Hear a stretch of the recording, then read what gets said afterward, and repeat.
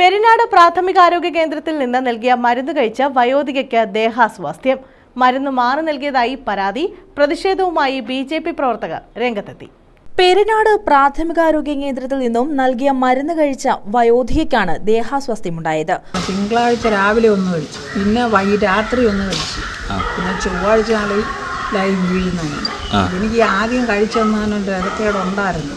ഇരുന്നിടത്ത് നിന്ന് എഴുന്നേക്കാൻ മതിയായിരുന്നു, കുറേ ഇരുട്ടി വന്നത്. പിന്നെ എനിക്കിങ്ങനെ ആയത്. പിന്നെ ഞാൻ ഈ ഗുളികയുടെയാണെന്നുള്ള അറിഞ്ഞുകൂടാല്ലേ, അതുകൊണ്ട് പിറ്റേന്ന് വീണ്ടും ഒരെണ്ണൂടെ കഴിച്ചു.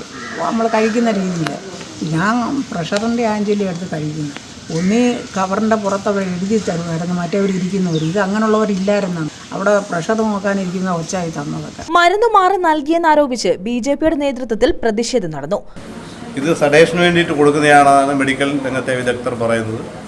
മാനസിക പ്രശ്നമുള്ള ആൾക്കാർക്ക് കൊടുക്കുന്ന ഗുളികയാണ് അതിവർക്ക് കൊടുക്കേണ്ട യാതൊരു കാര്യവും. അപ്പോൾ നമ്മളിത് നിരന്തരമായി ഈ ഹെൽത്ത് സെൻ്ററിലൊരു വിഷയം ഉണ്ടായിക്കൊണ്ടിരിക്കുകയാണ്. കാരണം നൂറുകണക്കിന് ആൾക്കാർ ഇവിടെ വരുന്നവർ അസംതൃപ്തരാണ്. ഇവിടെ വരുന്ന പലതരത്തിലുള്ള പ്രശ്നമാണ്. കുറച്ച് മാസങ്ങൾക്ക് മുമ്പ് ഞങ്ങൾ വീണ്ടും ഇതുപോലൊരു വിഷയം ഉണ്ടായിരുന്നു. കാലി സിറിഞ്ച്, മരുന്ന് നിറയ്ക്കാത്ത സിറിഞ്ച് കുട്ടിയുടെ തുടയിലെ മസിലിലേക്ക് ഇഞ്ചെക്ട് ചെയ്തിട്ട് പ്രസ് ചെയ്യുമ്പോൾ ഈ പ്രസ് ചെയ്തെത്തിയപ്പോഴാണ് ഈ കുട്ടിയുടെ മാതാവ് കാണുന്നത് അതിനകത്ത് മരുന്ന് നിറച്ചിട്ടുണ്ട്. അപ്പോൾ അയ്യോ അബദ്ധം പറ്റിപ്പോയെന്ന് പറഞ്ഞ് ഇവർ ഓടി അകത്ത് കയറുകയാണ് ചെയ്തത്. ഇത് കറക്റ്റ് ഞരമ്പിലായിരുന്നു ഇഞ്ചക്ഷൻ എടുക്കുന്നതെങ്കിൽ ഞരമ്പിലൂടെ എയർ സർക്കുലേറ്റ് ചെയ്ത് ആ കുട്ടി ഞരമ്പ് പൊട്ടി മരണം സംഭവിച്ചു. പെരിനാട് പ്രാഥമികാരോഗ്യ കേന്ദ്രത്തിൽ നിന്നും പ്രമേഹത്തിനുള്ള ഗുളിക കഴിച്ച വെള്ളിമൺ ഇടക്കര കുളമട പുത്തൻ വീട്ടിൽ സുകേഷിനെയാണ് വീട്ടിൽ കുഴഞ്ഞു വീണത്. മരുന്ന് മാറി നൽകിയതാണെന്ന് ബന്ധുക്കൾ ആരോപിച്ചു. ഞാൻ 3 മണിയായപ്പോഴാണ് അമ്മയെന്ന് വിളിച്ച് എൻ്റെ അടുത്ത് സംസാരിക്കുന്നെങ്കിലും അമ്മയ്ക്കെല്ലാം നാക്ക് കുഴയെന്നാണ് തോന്നിയത്. അന്നേരം ഞാനും വിചാരിച്ച് പവർ കൂടിയ ഗുളിക എങ്ങാണ്ട് കൊടുത്തത് കൊണ്ടായിരിക്കും ഷുഗറിൻ്റെത് കൂടിയതാണെന്ന് വിചാരിച്ചോളൂ. പക്ഷേ കുറച്ച് കഴിഞ്ഞപ്പോൾ അമ്മ എൻ്റെ അടുത്ത് പറഞ്ഞ് തല ഇറങ്ങുന്നതെന്നൊക്കെ തോന്നുന്നുണ്ട്, നീ ഫോൺ വയ്ക്കാൻ പറഞ്ഞു. അപ്പോഴേ തന്നെ ഞങ്ങളുടെ ഒരു ബന്ധു എൻ്റെ തൊട്ടപ്പുറത്തുണ്ട്. അങ്ങനെ ഞാൻ ചേച്ചിയെ വിളിച്ച് പറഞ്ഞ് ഒന്ന് ചെല്ലിയേച്ച് ഒന്ന് നോക്കാൻ പറഞ്ഞു. ചെന്നപ്പോൾ അമ്മ സിറ്റൗട്ടിൽ തറയിൽ കിടക്കുക.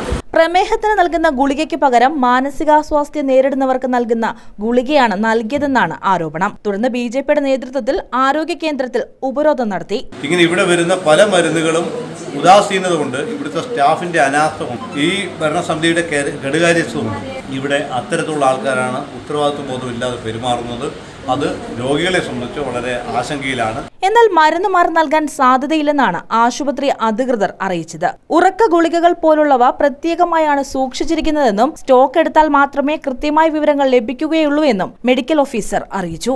ഞാൻ എടുത്ത് ചോദിച്ചു, കൊളസ്ട്രോളിൻ്റെ ഇല്ലയോ? അന്നേരം കൊളസ്ട്രോളിൻ്റെ ഇല്ല, ഈ കാണുന്ന ഇത്രയും വേറെ മേടിക്കാൻ പറഞ്ഞു. അതെനിക്ക് ഇതിന് മുമ്പ് പനിയായിട്ടൊക്കെ ചെന്നപ്പം എഴുതി തന്നതിൻ്റെ ഒക്കെയാണ്. അതെനിക്കറിയാമല്ലേ, എഴുതി തന്ന അന്നത്തെ അത് നോക്കി അവരടിച്ചത്. എനിക്ക് മിണ്ടാൻ വയ്യ, എനിക്ക് എഴുന്നേക്കാനൊക്കത്തില്ല, നടക്കാനൊക്കത്തില്ല.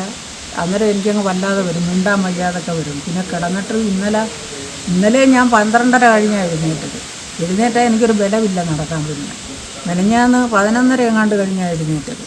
പിന്നെ ഇതുപോലെ അങ്ങ് ക്ഷീണമാണ് എപ്പോഴും. എനിക്ക് കിടന്നു കഴിഞ്ഞാൽ പിന്നെ എഴുന്നേക്കാനൊക്കത്തില്ല. അതുകൊണ്ട് എങ്ങനെങ്കിലുമൊക്കെ ഞാൻ പിടിച്ചവിടെ അങ്ങ് നിൽക്കും. News bureau, Kundara.